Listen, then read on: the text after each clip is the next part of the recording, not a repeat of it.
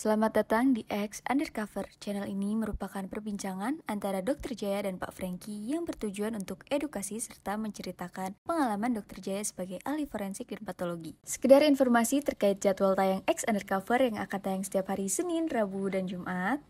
Maka dari itu, untuk mendukung channel ini agar selalu memberikan tayangan yang informatif dan edukatif, kalian bisa dukung kami dengan cara like, comment, subscribe, dan share. Dan selamat menonton! Dulu pernah ada isu bahwa vaksinasi itu bikin orang jadi otis. Nyaman sama kerapian kan kamu bilang. Itu salah satu gejala. Jangan cerita-cerita. Dan lingkungan. Jangan salah. Dokter Jaya tahu nggak siapa pemimpin bangsa yang cukup populer, tapi badannya kecil, tapi ambisinya gede banget?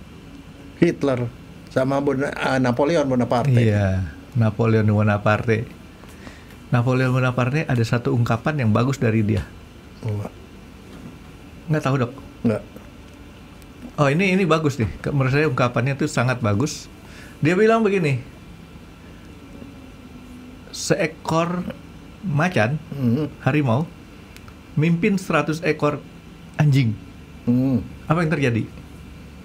Maka anjing-anjing itu akan sama menjadi harimau atau singa juga. Setuju, Dok? Ya.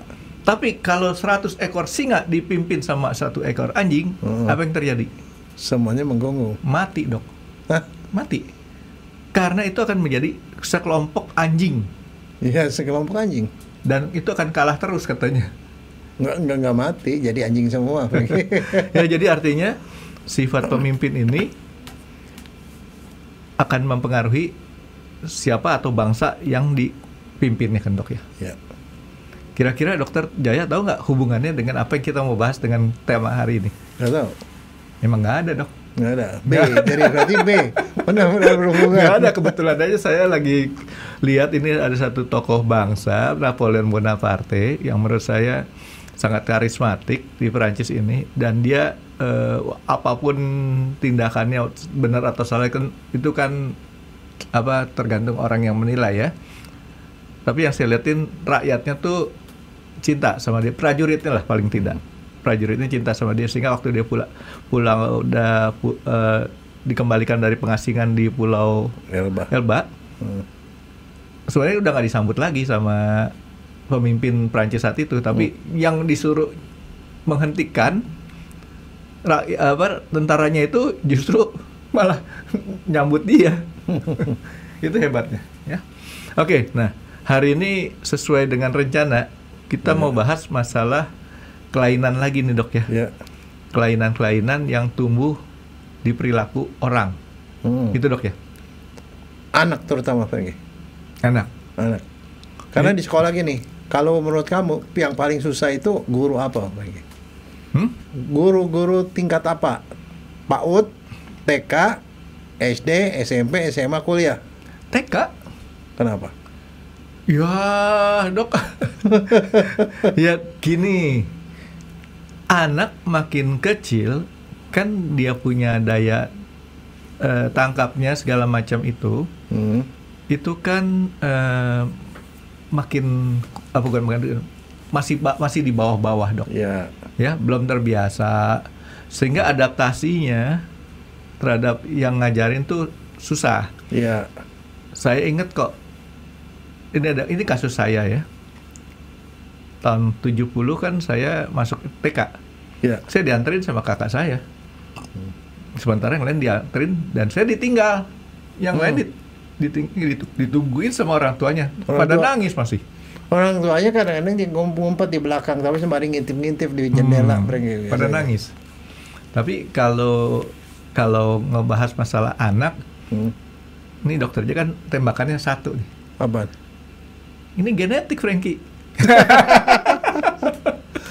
Artinya itu menyangkut sayanya juga. Ya kan kemarin masalah kita bahas ADHD, itu kan kebetulan anak saya ADHD. Dengan kata lain, saya pun sebenarnya ADHD. Jadi maksudnya kamu yang ngomong ya, bukan saya. Ya kalau saya kan cuman pengalaman hidup, tapi pandangan dari sudut keilmuannya kan Dokter Jaya yang lebih tepat. Nah, sama autis yang kita mau bahas juga kan sama nih dok. Ya, ini saya cerita sedikit dulu dok ya. Kayak tadi, saya tuh bisa sendiri. Dilepas di TK, saya sendiri aja. Saya nggak ngerasa suatu hal yang aneh gitu ya. Sementara anak-anak lain nangis. Demikian juga almarhum anak saya. Waktu saya kirim ke TK, sebenarnya saya tungguin. Kayak tadi dokter Jaya. Saya tungguin, saya ngintip-ngintip. Yang terjadi apa? Kan dikasih tuh mainan dok. Ya. Mainan itu Lego. Ya, kayak Lego gitulah pokoknya. Kalau zaman dulu blokis. Iya, blok. Ya, kayu. Zaman dulu tuh kayu dibongkar, dimasukin lagi. Lego. Anak lain tuh menyusun Lego itu supaya menjadi bentuk susunan. Anak saya, Lego itu didorong-dorong seolah itu mainan. Jadi waktu dokter Jen tadi cerita di mobil, istri saya kan nangis karena dia ingat anak saya seperti itu. Jadi dia main terus. Saya sedih, tapi saya bingung, nggak tahu apa yang terjadi sebenarnya dengan anak saya. Saya pikir ya sudah, yang penting anteng lah. Dan kemudian setelah menjadi lebih besar, saya ajak ketemu sama si Iin. Iya. Ineke. Ya psikolog. Ya psikolog. Diperiksain. Ya memang itu.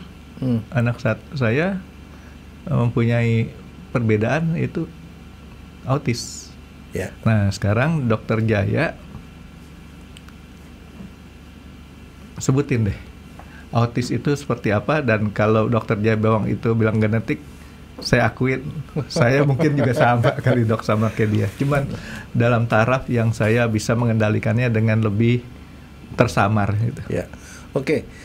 Gini, autis itu kan kadang-kadang orang suka ngomong di masyarakat juga sama, misal di kantor ada orang yang nggak bergaul sama yang lain, dia nongkrong ya, dia main komputer sendiri, dia nggak ngobrol-ngobrol sama teman, orang autis lo gitu kan, suka kata-kata biasa tuh yang dikatain gitu. Tetapi kalau misalnya sebenarnya kita bisa tahu dari sejak anak kecil. Jadi autis itu bisa dari anak kecil itu sampai dewasa, Franky, sampai tua bahkan. Sifatnya susah berubah dok. Karena memang tidak bisa diobatin. Prinsipnya nggak bisa diobatin, tapi bisa dikurangi gejalanya. Nah yang jadi masalah adalah kadang-kadang sifatnya itu menyebabkan gangguan di sekolah, membuat kegangguan di rumah, gangguan di keluarga, bahkan kalau kerja juga kadang-kadang suka susah. Jadi nggak bisa diterima sama orang, dianggapnya dia dalam tanda petik aneh. Sehingga kadang-kadang anak-anak yang seperti itu kalau misalnya di sekolah bisa dibully sama orang, sama teman-temannya. Nah itu adalah salah satu efek sampingnya. Nah sekarang balik ke guru. Sebenarnya guru itu mestinya diajari yang namanya anak autis itu apa, ADHD apa. Karena kenapa? Mereka perlu treatment khusus. Tapi sebenarnya itu bisa dikenali oleh guru. Dikenalinya bagaimana? Anak-anak itu sebenarnya begitu dia sekolah kayak begitu, dia itu nggak suka dengan semua anak, nggak ada yang suka sekolah. Sampai kemudian sekali waktu setelah gitu dia punya berteman, kemudian mereka bersosialisasi. Tapi kalau ada anak yang menderita autis, dia biasanya dia mojok sendirian, dia tidak masalah, dia sendiri nggak punya teman nggak masalah. Tapi dia akan fokus dengan satu benda, atau beberapa benda. Ada kotak-kotak. Kadang-kadang itu kotak-kotak, dia berimajinasi sendiri, dia main-main sendiri, dia nggak peduli sama orang lain. Ada yang kotaknya itu dibaris-barisin sama dia, merah, kuning, hijau gitu. Dan dia pokoknya dia baris-barisin begitu kotak-kotak. Orang pikir ngapain? Besok dia dikerjain lagi begitu lagi. Nah, kadang-kadang kalau misalnya lagi tuh merah, kuning, hijau gitu ya, terus ada temannya iseng yang hijaunya dikedepanin, dia masih marah tuh Franky. Karena dia ingat dan dia mau keteraturan itu gitu loh. Gak bisa diintervensi, dia gitu marah gitu. Bisa marah juga kalau memang orangnya sifatnya eksplosif. Ya. Atau paling tidak dia nyimpen. Dia tidak merasa tidak nyaman deh. Dia nyimpen, dia ya pokoknya tetap di otaknya dia atau di pikirannya dia. Ini ada satu yang ngeganggu dia. Nah satu lagi kadang-kadang dia itu namanya tuh salah satu tandanya ya, itu adalah perilaku repetitif. Kadang-kadang dia ada dia bolak balik gitu. Ini ngapain anaknya? Kadang-kadang dia goyang-goyangin kaki sendiri, tangan digoyang-goyangin, itu perilaku repetitif begitu. Kadang-kadang dia buka pintu dibuka, ditutup, dia begitu.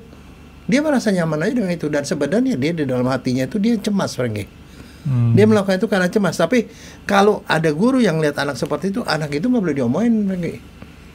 Kadang-kadang misalnya sama ibu guru, ayo semua duduk sekarang, ayo kita nyanyi. Yang lain nyanyi, dia bisa jalan-jalan tuh keliling-keliling, bisa keluar masuk. Nah guru kan merasa terganggu, dianggapnya dia anak nakal, dikasih hukuman. Belum lagi anak lain lihat, oh ini gini, ya dibully dia sama orang lain, sama anak. Nah itu masalahnya. Kebetulan kalau anak saya tuh dok disayang sama gurunya. Ya. Kenapa? Dia paling aktif nanya sama gurunya dan selalu mau ngomong sama gurunya. Jadi ini mungkin salah satu, mungkin bisa ditambahkan atau enggak nih dok ya, yang saya alamin juga sama anak saya ini. Kita lebih nyaman sama orang yang lebih dewasa. Sama teman-teman seumuran kadang nggak nyambung. Sama yang lebih dewasa saya ngerasa lebih nyaman. Ya. Karena mereka bisa orang dewasa itu biasanya lebih punya toleransi dan lebih mengerti. Kalau yang selevelan tuh enggak. Jadi seperti itu. Nah, sekarang itu tapi gini, spektrumnya si autis itu dari mulai yang paling ringan itu sampai yang berat. Kalau yang berat tuh sama sekali nggak bisa komunikasi sama siapapun, Franky. Nah, jadi dia punya gangguan komunikasi dan gangguan bahasa. Dan kadang-kadang dia juga punya gangguan terhadap fokus. Jadi kalau dia disuruh dengerin pelajaran gitu, dia paling bisa 1-2 menit sampai gitu dia gitu. Tapi bukan berarti dia bodoh. Banyak orang autis itu pintar, Franky. Bahkan saya punya banyak teman ya yang anaknya autis, itu bisa sekolah S2, bisa jadi dokter spesialis, tidak ada masalah. Dari segi IQ, dia kan IQ biasa, kadang-kadang malah lebih pintar. Tetapi itu bukan itu masalahnya. Masalahnya dia punya gangguan bahasa, gangguan komunikasi, dan gangguan sosialisasi. Betul. Gitu. Jadi kalau saya sih ngelihatnya nggak ada hubungannya antara daya tangkap atau IQ dengan sifat autisnya ini. Nggak ada hubungannya dok. Karena seperti anak saya masuk ITB, nggak usah belajar repot-repot, keterima di apa sih dulu namanya, SNMB apa ya, tahun 2011 SNPTN ya, 2011 masuk ITB, nggak suka, mogok. 2012 masuk tes UI, masuk lagi, keterima lagi di UI. Nah, ada salah satu sikapnya dia juga ya, Franky ya. Dia itu punya kemungkinan ya, ini ada salah satu gejalanya itu adalah sensitivitas secara sensoris. Artinya apa? Dia kadang-kadang nggak bisa nerima tuh ya. Misalnya contoh, dia masuk ke lingkungan baru, dia nggak nyaman tuh. Masuk ke lingkungan baru, ke tempat rame. Kadang-kadang kalau udara terlalu panas, dia bisa ngamuk, bisa marah-marah tuh. Lingkungan terlalu dingin, lingkungan terlalu berisik, jadi gampang terprovokasi begitu. Oke, jadi ada orang autis seperti itu atau mungkin ada yang seperti itu. Jadi sifat autisnya tuh ekspresinya macam-macam nih dok ya? Ya makanya autis itu kalau udah sekarang itu dulu disebut autisme ya. Sekarang itu dibikin yang namanya autisme spektrum disorder, kelainan spektrum autis. Jadi itu spektrumnya gede, tapi itu dimulai dari sejak anak-anak kecil. Biasanya 1 tahun pertama nggak bakal kelihatan, baru kelihatan tuh 1,5 tahun. Dia bisa ada terus, bisa sampai dewasa. Nah, yang sampai dewasanya itu orang biasanya udah nggak terlalu menganggap itu sebagai masalah. Nah, yang bermasalah itu waktu masih SD itu, karena itu mengganggu pelajaran, Pak. Buat guru tuh dia nggak merasa nyaman nih, anak-anak bolak-balik. Orang lain disuruh nyatet, dia kagak nyatet, misalnya kayak begitu misalnya. Tapi gambarannya dok ya, tadi saya coba simpulkan kesamaannya nih dok ya. Mereka atau saya ataupun kami punya kesamaan adalah kita bisa diam sendiri dan tenang sendiri. Iya, karena dia itu gangguan sosialisasi itu namanya. Nggak perlu orang juga di samping kita, nggak apa-apa. Nggak ada masalah. Dia bisa main sendiri, asik sendiri. Tapi dia punya fokus tertentu pada benda tertentu yang dia paling suka. Dan dia suka mobil, mobil-mobilan dikumpulin tuh semua. Dia hafal tuh mobilnya hilang satu, dia bisa ngamuk. Kalau lagi dijajar-jajar, jajarannya itu adalah ada di kepalanya dan itu nggak boleh diganggu orang. Jadi yang begituan itu ya memang mesti dibiarinin aja. Nah sekarang bisa ketahuan di 1,5 tahun. 1,5 tahun itu artinya di rumah, Franky. 1,5 tahun harusnya sudah bisa kedetek ya? Iya udah kedeteksi. 2 tahun, 3 tahun itu yang paling umum. Bagaimana pertama kali yang kita tahu kira-kira anaknya punya kecenderungan nih?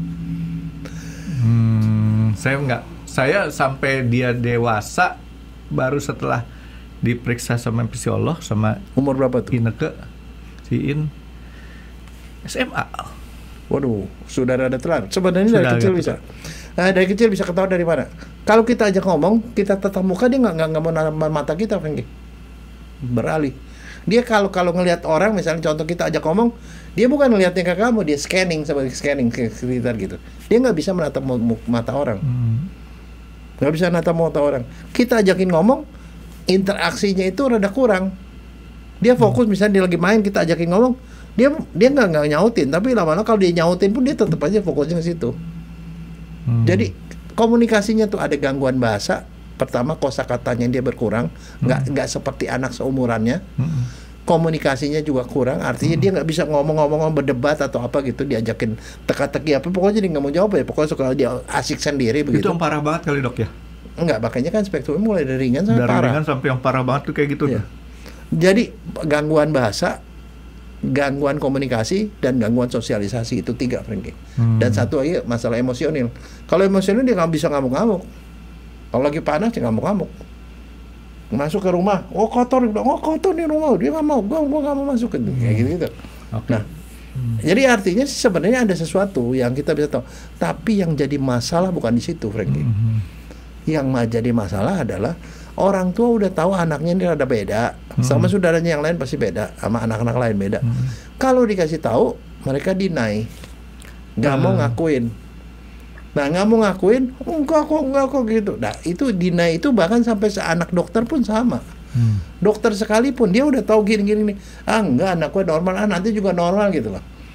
Nah, itu yang jadi masalah. Sebab padahal sebenarnya kalau deteksi dini, kita bisa melakukan pencegahan supaya dia menjadi normal nantinya. Dalam arti kata dia nggak ada masalah. Masa depan anak itu tidak ada masalah, Franky. Artinya dia punya IQ juga nggak ada masalah. Dia bisa sukses jadi dokter, jadi spesialis, jadi S2, nggak ada masalah. Tapi kan kita harus bikinnya supaya dia lebih mulus karirnya, perjalanan hidupnya begitu. Okay. Penyakit atau bukan gangguan autis lah dok ya? Kita ASD namanya. Sebutnya gangguan atau penyakit? Penyakit itu, disorder. Jadi autism spectrum disorder. ASD ya. Itu kan penyakit yang udah lama ya. Udah lama. Cuman kan jujur aja dok, saya pun baru tahu ada istilah autis belum lama. Artinya nggak semua orang tua tahu dok. Nah, ada kelainan seperti berapa ini. Sering Franky? Berapa sering itu kejadiannya? Saya nggak tahu. 1 dari 160 orang. Gede dok. Gede. 6% itu dok. 1 dari 160. Ya kira-kira sekitar 6%. Jadi segitu angkanya. Kalau di Indonesia sendiri kira-kira 150.000 orang ada. Itu dapat diprediksi Indonesia datanya tidak akurat. Itu artinya yang sudah mungkin terdeteksi. Ya. Yang nggak kedeteksi seperti saya. Ya. Nggak mengetahui. Atau mungkin ringan, saking ringannya dianggap ya tidak apa-apa gitu. Saya nggak tahu. Tadinya saya nggak tahu. Ini ada satu hal yang ada berbeda.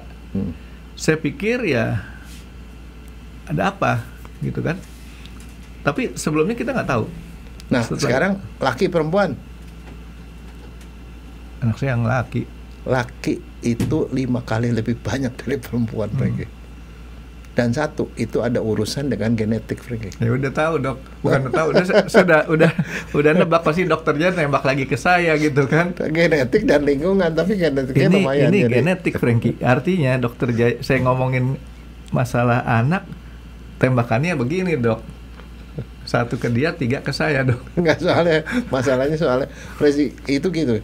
Ada intinya tuh ada mutasi pada DNA. Mutasi itu berubah DNA-nya ya.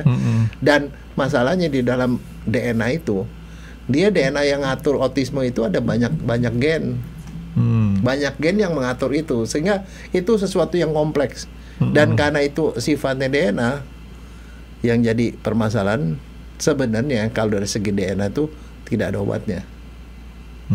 Tidak ada obatnya. Tapi kita bisa kurangi gejalanya sehingga dia tetap bisa hidup sebagai orang normal gitu loh. Ya, cuman ini balik lagi ke keluarga saya, kemungkinan bahwa yang saya ataupun anak saya itu saya kurang parah, tidak parah, dia lebih parah, tapi tidak separah yang tadi dokter Jaya kasih penjelasannya. Yang tadi saya dengar itu sampai kayak begini, ini parah banget saya lihat. Iya, nggak sampai kadang-kadang gini, dia masuk kerja di tempat kerja, gua suka baru kerja, gua nggak suka karena buat gua begini gitu.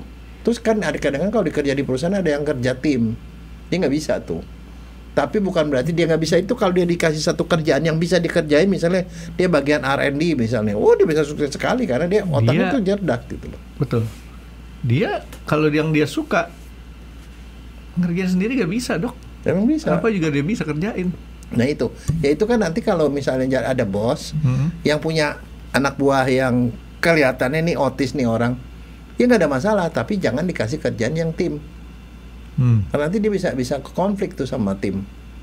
Dianggapnya dia masih jalan-jalan nyelong-nyelong sendiri. Tapi kalau misalnya dia gitu dikasih, misalnya ini mau buka cabang baru nih, kita mau bikin inian baru, apa maksudnya pemasaran baru, dan dia punya ide-ide kreatif atau di bagian risetnya, itu tidak ada masalah. Tapi kalau salah tempat kan berkonflik, dan kemudian dia bisa kerjanya keluar lagi. Itu loh yang masalahnya. Ya kebetulan ya kalau dari segi pekerjaan sih ya, dia kan nggak saya harapkan untuk dapetin punya penghasilan berapa ya, karena istilahnya masih orang tuanya masih bisa dukung ya, segi finansial. Nah sekarang tapi begini Frankie, semua penyakit itu ada faktor genetik, ada faktor lingkungan. Lingkungan juga ada. Apa? Yang jelas pertama, orang lahir prematur, resikonya itu tuh juga ada prematur. Atau orang tuanya waktu lahiran tuh usianya udah tua, ibunya. Itu resiko. Pengertian tua nih, Dok? Di atas 30, berapa? Di atas 35. Di atas 35. Sebentar, mami saya tahun 31, saya tahun 65. Ya mendekati di situlah. Ya, itu terus kemudian obat-obatan atau insektisida atau apapun lah, obat-obatan lingkungan, racun-racun lah, pokoknya polusi itu juga ada pengaruh. Dulu pernah ada isu bahwa vaksinasi itu bikin orang jadi otis, terutama vaksin MMR, measles, rubella,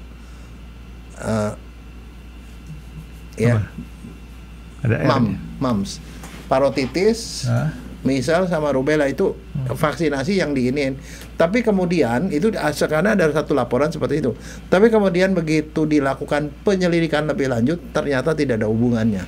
Jadi nggak boleh atau dijadikan alasan bahwa tidak mau vaksinasi MMR karena bisa bikin otis. Karena kalau itu diisukan seperti itu, resikonya lebih besar. Karena kalau anak sampai kena infeksi, penyakit itu lumayan banyak Frankie di Indonesia, dan itu adalah vaksinasi wajib. Nggak ada hubungannya. Jadi penelitian kedokteran itu tidak ada hubungannya antara autisme dengan vaksin. Nah jadi artinya kalau itu dikembangkan isu itu akibatnya lebih fatal. Ya, dan itu sudah sempat berkembang, dan ada beberapa gara-gara ada satu tulisan yang bilang itu dia kena autis gara-gara vaksin gitu loh, gara-gara itu. Tapi kemudian kan orang bilang, wah ini gawat nih, dilakukan penelitian lebih lanjut dengan sampel yang banyak, dan ternyata tidak gitu. Di tip X aja Dok ya tulisannya. Ya, tapi masalahnya kalau apa yang sudah masuk pertama kadang-kadang ralatnya itu nggak dibaca orang. Makanya sekarang kita ngomong nggak ada hubungannya gitu loh. Oke, ya, jadi ini saya rasa ini sangat bagus nih Dok kita bahas. Kenapa saya bilang? Ya saya nggak mau ada orang istilahnya seperti saya taunya, padahal ya nggak tahu. Saya zaman dulu Dok ya, orang tua pada tahu nggak sih sebenarnya autis itu? Dia pasti ibu ya. Bapak nggak pernah tahu. Ibu tuh ngerasa bahwa anak ini rada beda. Karena gini, salah satu yang sebenarnya bisa ketahuan dari ibu apa?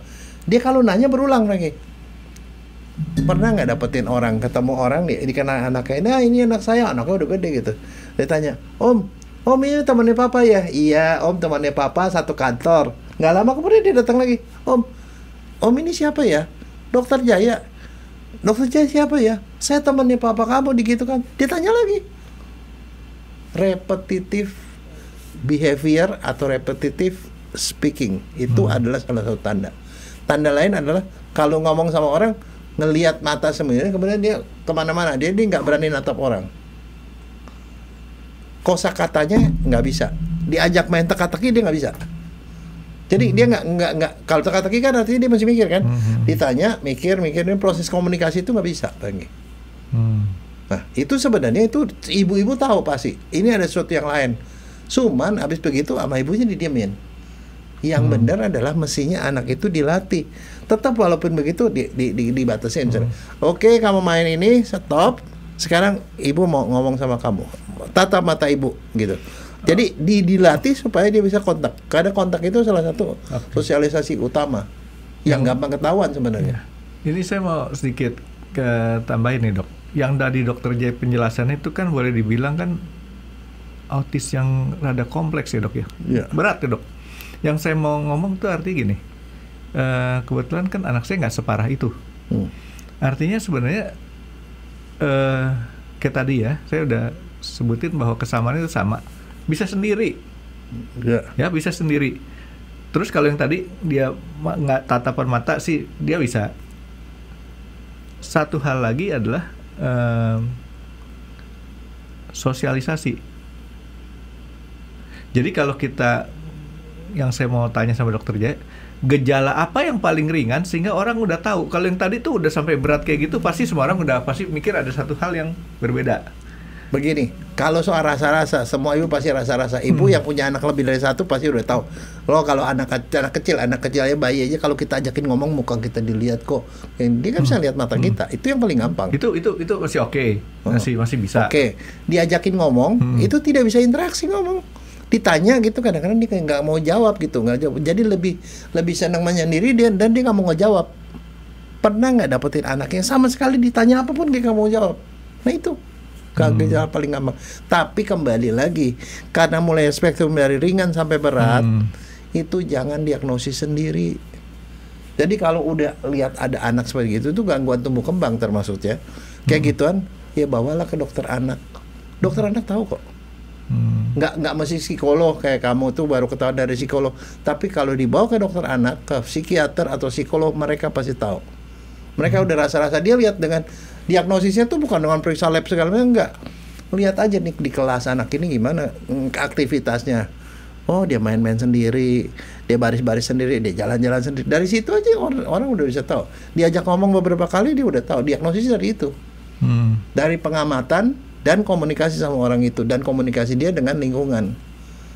Tapi itu harus orang yang memang sudah pernah belajar soal begituan. Jadi artinya nggak bisa sembarang keluarga orang bilang wah lu autis, itu nggak bisa. Itu diagnosis dokter. Itu lebih berbahaya menurut saya. Iya. Menjudge orang seperti itu menurut saya lebih berbahaya. Saya tuh lagi punya pemikiran gini. Kayak tadi spektrumnya kan panjang dok ya, luas ya. Luas.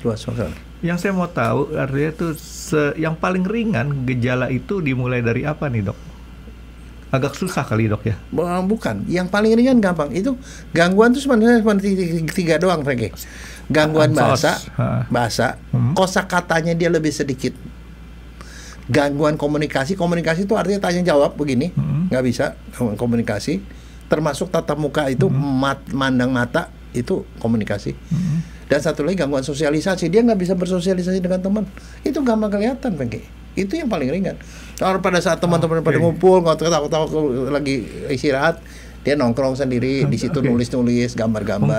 Mungkin yang lebih tepat, ini kebetulan di pengalaman saya dok ya, gangguan sosialisasi. Dia ataupun mungkin saya pun hampir sama. Nggak nyaman sama yang seangkatan, seumuran. Dan nggak nyaman sama kerapian kan kamu bilang. Itu salah satu gejala. Jangan cerita-cerita dong dok. Kalau kerapian saya ada yang rapiin. Saya ngeberantakin terus kemudian ada yang ngerapiin. Enggak, tapi juga nggak suka sama daerah yang rame-rame, Franky. Rame-rame tuh dia tidak nyaman. Pergi ke rumah orang yang asing buat dia tidak nyaman. Dan dia tuh senang sesuatu yang nyaman misalnya. Makanya dia tidak suka nih Frankie. Nanti ada lampu terlalu terang itu bisa ngamuk. Sebenarnya daerah itu terlalu panas, terlalu dingin dia ngamuk, kotor, ngamuk dia. Ke tempat kita berkunjung ke tempat itu ada yang kita suka sih. Ya. Suka kuenya dok. Biasanya kan disuguhin tuh. Enggak, tapi maksudnya toleransinya dia untuk perubahan suasana itu juga kecil. Oke, jadi ini dari tiga, ya paling nggak kita mengenal 3 perubahan yang berbeda dok ya. Artinya gangguan sosialisasi, gangguan komunikasi, atau gangguan apa tadi? Tatapan. Gangguan bahasa komunikasi, sosialisasi. Ansos dibilang. Dan satu lagi gangguan itu apa hiperaktivitas emosional. Dia nggak bisa nerima gitu. Dan sebenarnya sih kalau menurut saya sih kalau namanya guru itu dia sebenarnya gampang bisa tahu anak yang begitu apa enggak. Tapi yang jadi masalah adalah begini Frankie. Kalau kita mengabaikan segala macam, anak itu tidak dilatih untuk kemudian menanggulangi itu. Misalnya contoh, soal dia tuh kosakatanya kurang, mestinya ibunya atau pengasuhnya itu lebih sering ngajakin ngobrol dia, komunikasi. Karena itu pelan-pelan tuh akan bisa ngubah dia dikit-dikit. Dia jangan disuruh di rumah, dibawa sosialisasi keluar. Ini kayak saya ini udah ngomong soal bagaimana menanggulanginya. Bawa sosialisasi keluar, ajak main bola lah, main keliling lah, di mana dia bisa masih ada gitu. Jadi boleh dibiasakan outdoor, main-main sesuatu yang di luar itu yang begituan. Jadi dia dibiasakan pelan-pelan dengan. Tapi kalau komunikasi kan yang paling dekat adalah orang tua sendiri, ibu. Ibu mesti ngajakin ngomong gitu loh. Oke, dok. Jadi kalau si autism itu tidak ada gangguan fisik ya dok? Nggak ada, fisik nggak ada. Beda makanya sama yang mongolit itu ya. Nah sekarang gini, jadi makanya sekarang kalau seorang dokter untuk tahu diagnosis bukan lihat gitu, nggak bisa. Kadang-kadang si psikolognya itu masih ajakin ngomong dia pergi, dia lihat anaknya ke sekolah, dia tonton nih anaknya gimana perilakunya kayak gitu, baru bisa diagnosis. Jadi nggak segampang itu gitu loh maksudnya. Jadi jangan kita ngomong cuma ngeliatin fisik, karena fisik itu tidak ada beda sama sekali. Ya. Bahkan pertumbuhan fisiknya pun aman, tidak ada apa-apa. Cuman perbedaan yang kayak tadi, kalau kita sudah mulai ngelihat ada yang, oh anak ini susah bergaul, paling tidak seperti itu dok ya. Cepat kita punya paling tidak kita sudah punya pemikiran ini ada satu yang harus kita cari tahu kenapa susah bergaulnya. Iya. Karena itu ada efeknya tuh dok, susah bergaul, nanti kita cerita dok. Ya, nah itu kalau jadi akhirnya nih kalau misalnya itu sampai ada gangguan di sekolah tuh artinya dia nanti kemudian tidak harmonis dengan temannya. Kemudian temannya akan membuli dia. Nah itu. Kita cuma tahu bulinya, tapi kita tidak tahu bahwa dia kenapa dibully karena dia tidak berteman. Kenapa dia tidak berteman? Karena dia punya kelainan gitu loh. Dan ini sangat parah dok. Akibat bully itu yang setahu saya parahnya tuh bukan sampai ke sini, ke organ dalam tubuh. Betul dok ya? Oh iya bisa, karena kalau dibully membuat orang stres. Stres itu kekebalannya itu hormon stres naik, kortisol naik, semua organ-organ ditekan semua. Jadi memang mempengaruhi semua organ, Frankie. Jadi makanya jangan sampai ada orang yang ngebully orang lain lah. Tapi yang saya mau imbau begini, guru-guru atau ibu-ibu, kalau misalnya anaknya ada menunjukkan sesuatu yang berbeda aja sama anak-anak seumurannya, berbeda dalam hal apapun, komunikasi lah, nilai ngomong lah atau apa, apalagi kalau kayak gitu, ya mbok ya cari profesional, carilah ke psikolog bisa diagnosis, psikiater atau dokter anak pasti bisa. Tapi kalau dokter umum enggak, Frankie. Tapi kalau misalnya BP dokter umum pasti akan dirujuk ke dokter anak. Itu adalah diagnosis normal, Frankie, karena itu kejadiannya cukup banyak dan itu termasuk kelainan tumbuh kembang di dalam kedokteran namanya. Kelainan tumbuh kembang pada anak. Nah, masalahnya kalau itu bisa diberesin, jangan usah khawatir, anak ini akan bisa menempuh pendidikan dengan biasa, dengan bagus. Tapi begini, ada beberapa sekolah yang anak seperti itu diterima nggak ada masalah. Cuman gurunya dikasih tahu sama orang tuanya, anak saya ini otis, anak saya ini ADHD. Ya mohon maaf Bu Guru kalau misalnya suruh kerjain PR dia nggak kerjain misalnya atau apa whatever lah, tapi Ibu Guru tuh punya toleransi yang berbeda gitu loh. Ini kan kita ngomong-ngomong gini artinya kan sekarang ini kan dunia informasi kan lebih luas Dok ya. Saya yakin zaman dulu waktu tahun 90-an di mana kita internet tahun berapa sih ramenya? Tahun 90-an lah. Tapi belum berkembang seperti sekarang kan, Dok. Informasi ini masih agak jarang, Dok. Iya. Jadi saya yakin juga banyak orang tua yang ya kayak saya lah nggak ngerti nih ada masalah apa gitu kan ya. Kalau sekarang sih mungkin dengan kemajuan teknologi transformasi berita kayak gini nih informasi, orang bisa harusnya lebih aware ya sama pertumbuhan anak-anaknya ya. Dan ini yang nggak usah merasa malu kan? Nggak usah malu. Bahkan ada satu teman saya dokter, anaknya otis, diajari di rumahnya, tapi terus kemudian dia lulus dokter, dia jadi dosen, terus kemudian dia lepasin dosennya. Saya mendingan saya ngurusin anak saya, dia bilang. Saya ngurusin anak saya karena menurut saya anak saya ini kalau saya kasih rangsangan stimulus gitu dia bisa sukses. Ibunya jadi ngurusin anaknya itu di rumah. Anaknya bisa mencapai perkembangan yang bagus, bisa lulus S1 bahkan S2. Tidak ada masalah. Tapi artinya anak ini jangan dibiarkan, kan sekarang ada banyak rumah tangga yang bapaknya sibuk kerja, ibunya sibuk kerja, anaknya nggak diapa-apain. Kalau nggak diapa-apain, kalau kondisi di mana lingkungan sekolahnya nggak ngerti, lingkungan kerja nggak ngerti, anak ini nggak bisa jadi apa-apa, Franky, barangkali. Karena itu tidak ada perbaikan. Karena sebenarnya namanya bahasa bisa dipelajari, komunikasi bisa dipelajari, tapi mungkin dia perlu rangsangan lebih daripada orang normal, gitu loh. Nah, perlu support, dukungan dari keluarga. Jadi yang paling penting apa? Keluarga tuh harus menerima diagnosis dini, cari profesional. Di profesional nanti ada terapi macam-macam deh. Tapi salah satu terapinya yang harus apa? Keluarganya, bapak ibunya itu harus diterapi juga. Karena kalau bapak ibunya menolak, tidak mau menerima dan segala macam, malah bahkan membiarkan, ini akan bisa nggak begitu baik buat anaknya, gitu loh. Akan jadi masalah nanti. Masalah itu nggak selesai, pindah aja masalah dari sekolah, nanti masalah ke pekerjaan. Dok, sebentar, saya lagi berpikir begini. Dokter, kita kan seringkali ngomong masalah penyakit generatif, apa? Yang genetik. Itu bisa diputus nggak? Itulah yang sekarang kerjaannya ahli-ahli DNA. DNA itu kalau gen yang udah ketahuan, gen itu bisa diputus dan ditambahin gen yang baru. Itu namanya terapi gen, Franky. Ada orang-orang tertentu yang sedang coba-coba ngotak-ngatik begitu, termasuk misalnya orang mestinya dari muda jadi tua. Nah, ada namanya anti-aging medicine. Bagaimana caranya supaya orang nggak tua gitu loh, seperti itu.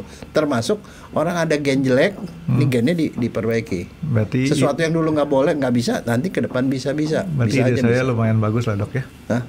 Bagus, itu memang ada orang gitu. Jadi ada enzim yang bisa motong DNA yang jelek. Dan kemudian nempelin DNA yang bagus. Dicangkok, itu bisa. Ke depannya. Sekarang aja dong. Enggak, tapi sekarang itu penelitian udah ke arah sana. Itu namanya gen terapi, Franky, atau sel terapi atau whatever lah. Ya. Jadi artinya masa depan masih ada, Franky. Yang genetik jeleknya itu dibuang. Nah, itu. Ribet juga sih ya, tapi nggak apa-apa daripada. Ya enggak, tapi paling kurang kalau yang buat sekarang yang selama ini yang itu artinya bukan, maksudnya saya gini loh.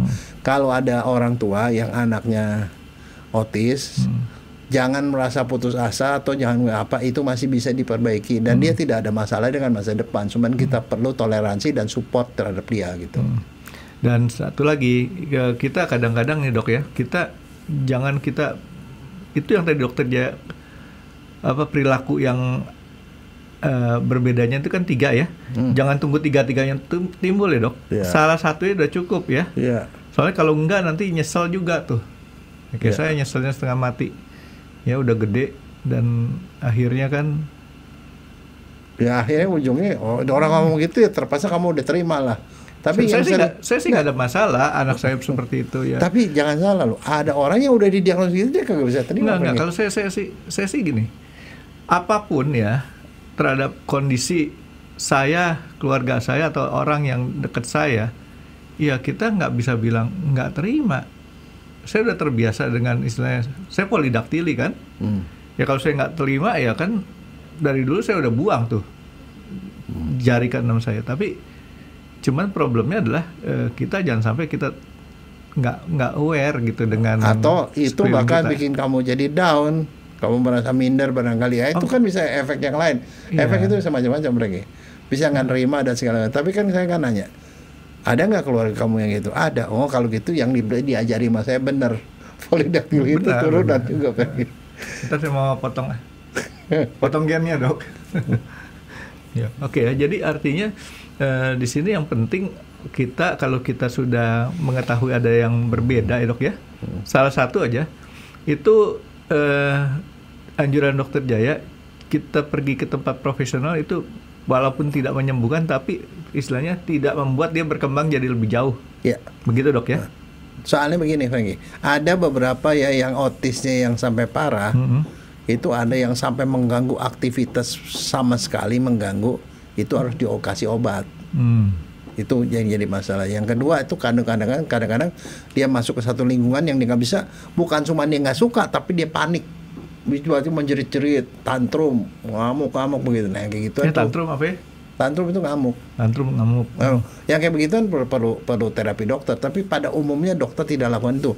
Terapinya terapi perilaku. Ada terapi sensor, dia diajarin kata-kata dan segala macam, terus diajari komunikasi segala macam. Jadi ada banyak hal yang bisa dipelajari. Cuman anak itu dia memerlukan rangsangan yang lebih dan satu pemantauan, dia ada perbaikan nggak, gitu. Bagaimana tandanya dia udah mengalami perbaikan setelah terapi? Dia sudah mulai bisa ngobrol sama orang, mulai bisa berteman, ada teman baiknya satu. Ini udah bagus kan? Ditanya nyaut. Terus dia kalau misalnya ini dia jadi perilakunya itu tidak seperti itu lagi. Nah, itu tanda bahwa dia udah bagus. Ya makin besar sih biasanya membaik biasanya. Yang repot tuh waktu masih dia kecil. Kita kadang-kadang ngeliatin itu satu hal. Ini anak-anak lain nyusun Lego, dia sibuk sendiri gitu kan. Ya sama ya, saya juga dulu, saya ingat walaupun udah lama sekali, saya TK itu kan kelas 5 SD, kelas 5, umur 5 tahun. TK, mereka tuh kesulitan terhadap mainan, harus dibimbing, saya bisa sendiri gitu kan. Ya. Dan tahu nggak, anak-anak itu kadang-kadang fokus tertentu, dikasih misalnya kalau dia udah hobi sama Lego, dikasih Lego sesusah apapun dia bisa jadi loh, Frank. Nah itu artinya otaknya sih sebenarnya jalan, cuman dia fokusnya ke situ. Fokusnya tidak meluas, tapi pada hal-hal tertentu yang dia suka. Ya, oke dok. Jadi kalau kita bicara masalah ini penyakit sekali lagi saya sebut dok ya. Dukungan orang tua, keluarga ya, paling penting saya lihat di sini ya. Karena nanti salah satu terapinya yang gitu, terapi keluarga. Nah, sekarang jadi keluarganya itu yang harus diterapi juga supaya dia bisa mendukung anak itu. Apa akibatnya kalau kita mungkin salah dukung atau gini, kita mendukungnya itu kita manjakan anak tersebut. Apakah kita dengan cara memanjakan anak tersebut itu menjadi lebih baik atau menjadi lebih buruk? Menjadi lebih buruk, karena kalau dimanjakan anak itu merasa itu adalah hal yang benar. Dia tidak akan dia dari sekolah dipindah ke tempat pekerjaan. Dari pekerjaan dia ke kuliah. Nah nanti dia bermasalah selalu tuh dia di dalam lingkungan yang baru itu, Dia nggak bisa gitu. Dia mesti diajari sedikit-sedikit sehingga dia bisa masuk ke lingkungan tuh dengan mulus dan dengan enak begitu. Tapi tetap harus diawasin. Ya. Nggak bisa dilepas seperti orang yang biasa bermain. Ya. Tapi untungnya ya, dia tuh nggak bandel. Kalau bandel saya ngeri tuh. Nggak, tapi kriteria bandel tuh kadang-kadang gini, Franky. Nah, makanya saya salut sama guru TK ya. Walaupun misalnya ada anak yang seperti itu, mereka toleransinya jauh lebih bagus loh daripada Karena mereka udah tahu ada anak gitu-gitu, apalagi kalau dia udah dikasih tahu sama dia, dibiarinin aja. Maksudnya nggak diomelin, nggak disetrap, nggak diapain gitu loh. Mereka udah tahu. Tapi ada beberapa sekolah yang begitu ketat, anak yang ada kelainan gitu langsung ditolak nih. Serius. Masuk SD terutama. Kalau TK biasanya tidak ada masalah. Kalau ketahuan ya? Enggak, bukan soal ketahuan, tapi kalau si gurunya itu dikasih tahu sama orang tuanya terus langsung ditolak. Oh, itu kelewatan amat. Enggak, tapi ada. Saya nggak ngomong nggak ada. Karena itu makanya kadang-kadang nggak salah banget orang tua nyembunyiin, nggak ngomong kasih informasi, Dok. Loh enggak, tapi kalau orang tua menyembunyikan tuh berarti orang tua itu merusak masa depan anak itu. Karena anak itu sebenarnya bisa jadi normal kalau orang tuanya menyokong. Oke, berarti strateginya gini, masuk dulu, Dok, baru ngomong. Kalau kita ngomong dulu dengan resiko nggak diterima, repot. Tapi kalau yang begituan saya nggak tahu ya. Tapi kalau gurunya orang cukup berpendidikan, dia kan kadang-kadang datangnya bukan cuma orang tuanya doang, anaknya kan ditanya, kamu di rumah mobilnya berapa gitu, ditanya begitu loh. Walaupun ibunya mobil mama ada 3 kan, anaknya nggak bisa bohong. Kamu tinggalnya di mana di di daerah sini loh, itu kan daerah mahal gitu. Jadi nggak bisa, Frankie. Kan jangan dia ngomong gitu dia tahu anak ini normal apa enggak. Jadi itu jangan ngebolain tukang bola, Frankie. Ketahuan, Frankie. Kamu hobinya ngebohongin orang aja. Enggak, tapi maksudnya menurut saya itu sebenarnya mestinya nggak kayak gitu. Karena begini, Frankie, kadang-kadang anak-anak seperti itu. Tapi juga ada anak-anak jenius yang sebenarnya juga sama. Albert Einstein itu kan dibilang anak idiot kan, nggak bakal jadi apa-apa sama gurunya. Tapi akhirnya jadi. Ya barangkali, kalau menurut saya barangkali dia juga menderita. Yang begitu kan kalau didiagnosis dengan benar pada waktu itu. Saya sih ngelihatnya gini. Tapi tahu kan ceritanya? Tahu. Dia ibunya dapat surat dari sekolah yang mengatakan anak ini bodoh banget, pokoknya gua nggak bisa terima orang ini, silakan ibu didik sendiri. Terus ke anaknya sendiri dia bilang, kamu tuh anak istimewa, kamu tuh terlalu pintar, jadi ibu aja yang ngajarin gitu loh. Tapi akhirnya memang anaknya, dan baru waktu ibunya udah meninggal baru dia baca surat itu, ternyata dia dibilang bodoh banget gitu. Iya kan gini, Dok, cuma orang pintar yang tahu bahwa ada orang pintar di sekitarnya, Dok. Ya, tapi masalahnya nggak bakal bisa dimengerti, Frankie. Karena ternyata dia punya IQ 200, Frankie. Iya, makanya saya bilang nggak bisa dimengerti. Ini ungkapan dari saya nih, nggak tahu udah pernah ada atau belum. Cuman orang pintar yang tahu ada orang pintar di sekitarnya. Saya nggak tahu ada yang pernah ngomong apa belum. Saya cuma berpikir seperti ini. Seringkali orang ya tidak mengetahui ada orang pintar di sekitarnya. Kenapa? Ya kayak tadi Albert Einstein. Orang sepintar itu, terus kemudian yang menilai itu dia nggak nyampe, Dok, pemikirannya. Jadi dia nggak tahu ada orang pintar. Ya, tapi itu nggak bisa disalahin. Ya dia itik buruk rupa, tahu nggak ceritanya? Ya nggak diterima sama keluarganya. Dia itik, lahir di antara anak itik. Ya. Yang lain bilang lu jelek amat tuh, dia sampai saking sedihnya gitu terus dia tapi mamanya tetap sayang dia. Sekali waktu dia pergi ke gimana, dia ditinggal sama saudaranya, itu bebek itu cantik amat gitu. Begitu dia lihat ke situ, loh gue juga sama gitu. Ternyata dia bukan bebek, dia angsa, Frankie. Itik buruk rupa dibandingin sama itik dibilang dia jelek. Tapi ternyata setelah besar dia tuh jadi itu namanya jadi cerita ya, itik buruk rupa, tapi ternyata dia bukan itik, angsa. Lebih cantik lagi daripada itik gitu. Itu makanya, Dok, jadi kita jangan bilang bahwa itu, karena banyak misalkan orang ada memikirkan seseorang paham apa nggak paham. Kita nggak usah komen, karena apa? Di sini kita ngelihatnya bahwa apa yang dia tangkap itu belum tentu yang merasa menangkap atau mengerti itu ngerti. Ya kan, seseorang itu bisa cakap di kekhususannya masing-masing. Ya, Dok ya. Oke, jadi support dari orang tua ini, orang tua dan lingkungan. Jangan salah. Orang tua itu dalam arti kata yang komunikasi terus sama anak nih ya. Orang tua benar kalau dia yang ngurusin. Tapi kalau dia diurusin sama babysitternya juga harus dididik bagaimana caranya mengsimulasi anak ini. Satu lagi, mengurus dengan benar ini bukan berarti memanjakan, Dok. Bukan. Justru merangsang dia, kekurangannya dia itu di ini. Jadi anak itu jangan ditaruh di rumah terus, suruh belajar terus, jangan, salah. Anak yang begitu suruh bawa keluar, mau main sama tetangga. Barangkali mungkin disuruh piara itik, piara ayam. Dia biarin bisa punya kegiatan gitu loh, ngurusin ayam apa segala macam. Itu tuh kan membuat dia lebih fokus ke satu hal. Tadi ada banyak hal lah yang bisa dikerjain gitu loh. Nanti ini biarin urusan sama profesional yang nanti akan ngajarin dia bagaimana caranya mendidik anak ini. Nah, sekarang pertanyaannya adalah pihak yang profesional dalam membantu mengurus yang berkebutuhan autisme ini.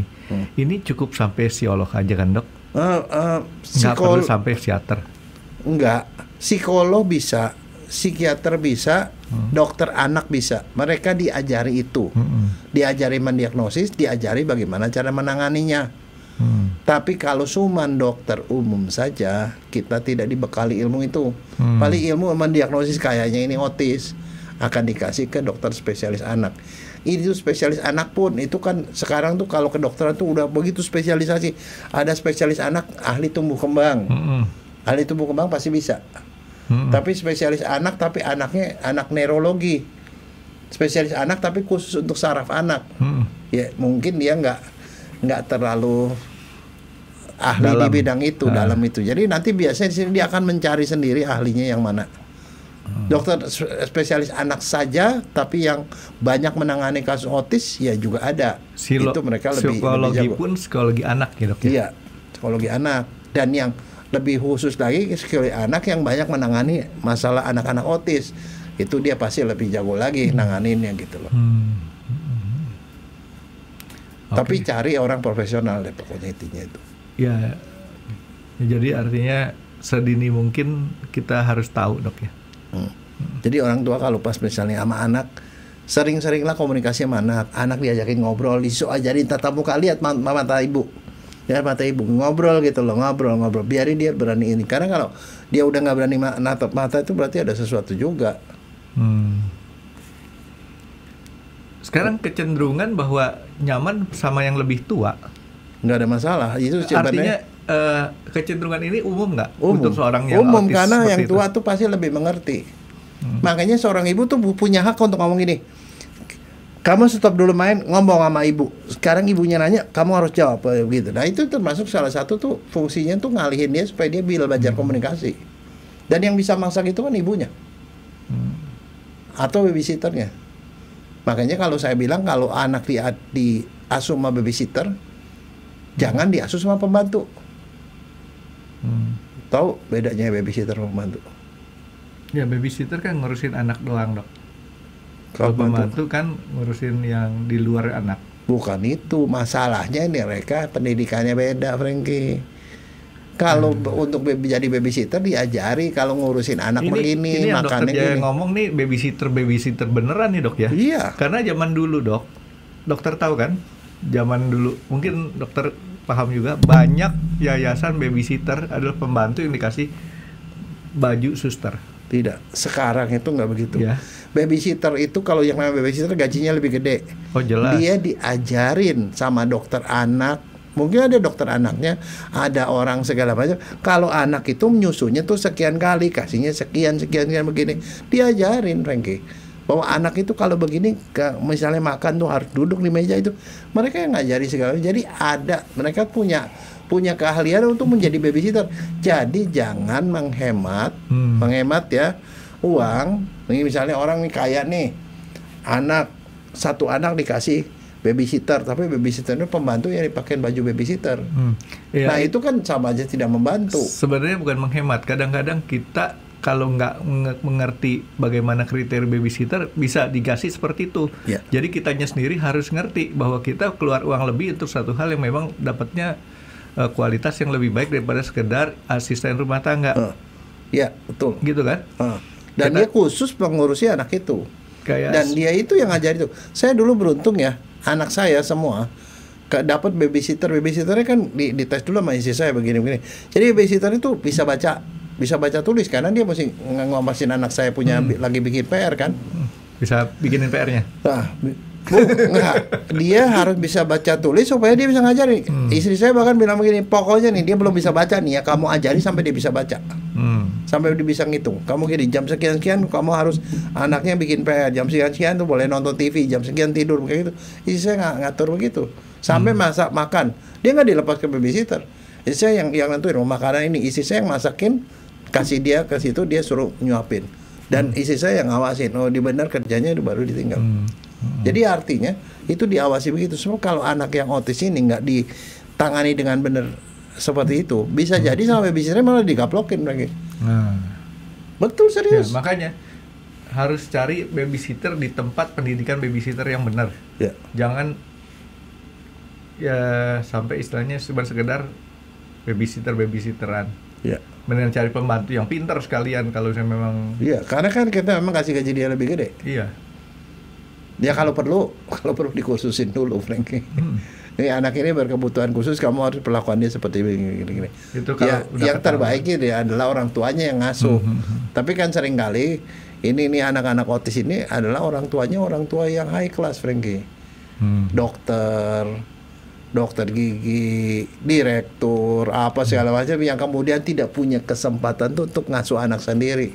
Nah, anaknya dikasuhnya ke orang yang tidak ngerti. Sebenarnya bukan soal anak-anak yang autis ini orang tuanya high class, yang di level low class juga mungkin tetap ada, cuman tidak terdeteksi karena kan untuk kita bisa mengetahui. Iya, betul. Kita bisa enggak. Tapi gini, ada satu hal yang bagus ya, yang kalau menurut saya di Jepang, ini budaya, Frankie, tapi saya tidak tahu itu nggak mungkin bisa diterapkan di sini.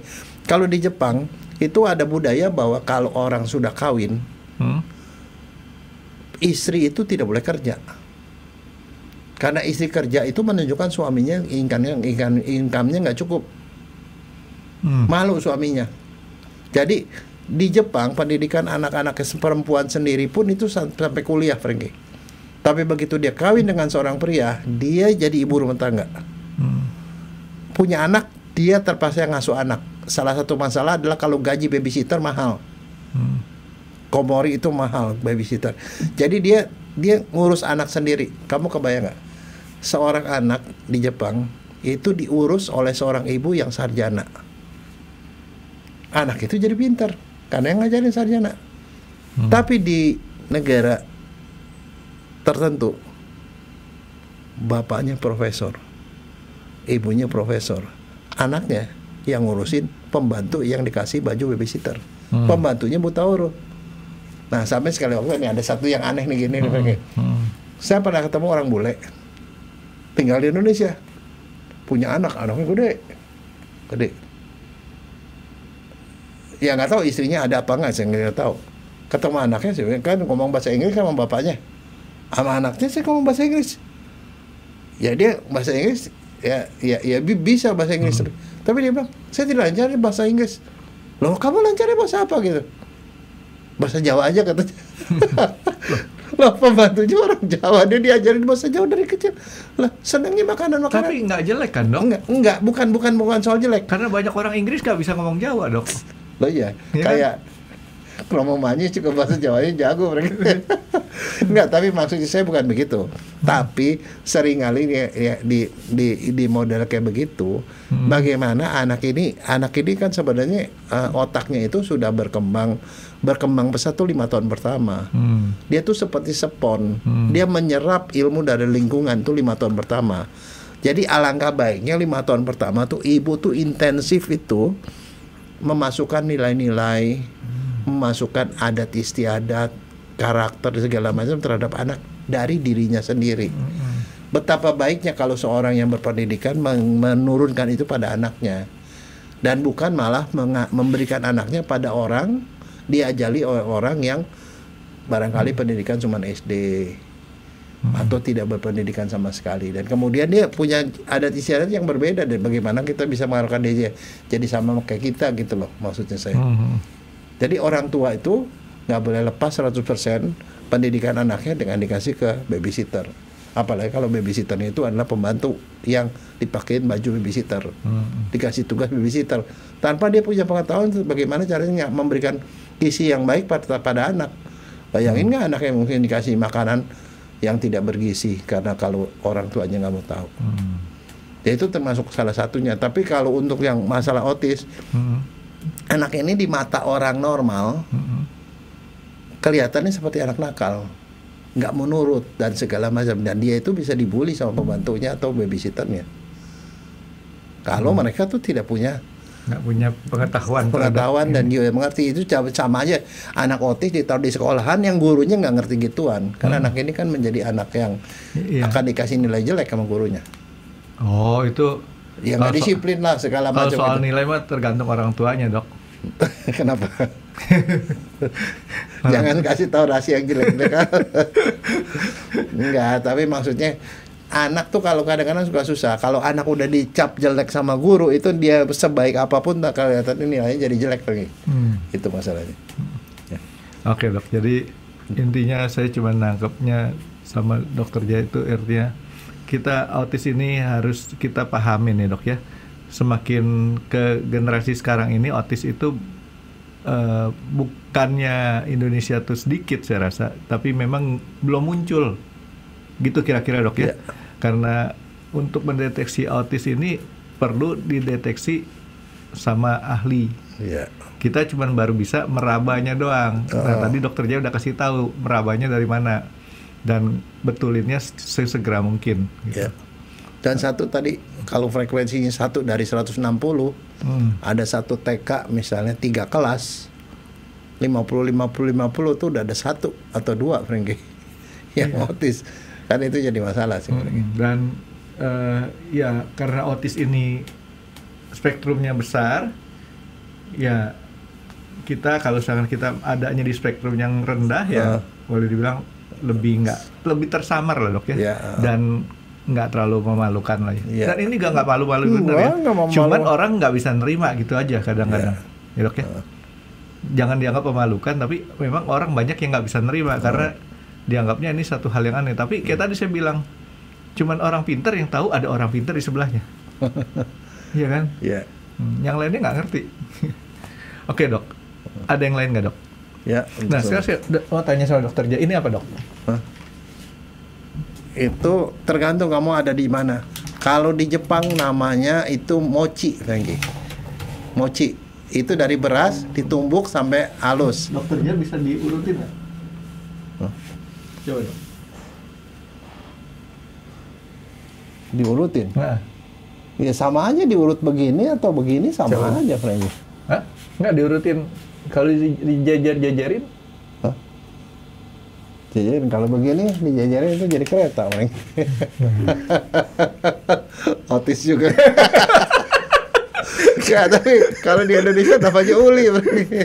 Kalau di Jepang itu mochi. Dokter Jaya kepancing sama saya. Untuk saya nggak ganggu, tugas saya ganggu marah ketahuan autis. Apalagi kalau saya begini, mobil jalan. Terima kasih sudah menonton X Undercover. Jangan lupa like, comment, dan subscribe. Dan ditunggu ya video-video kami selanjutnya. Nah, buat kalian, jika ada pertanyaan untuk Dokter Jaya, boleh banget komen di bawah. See you guys.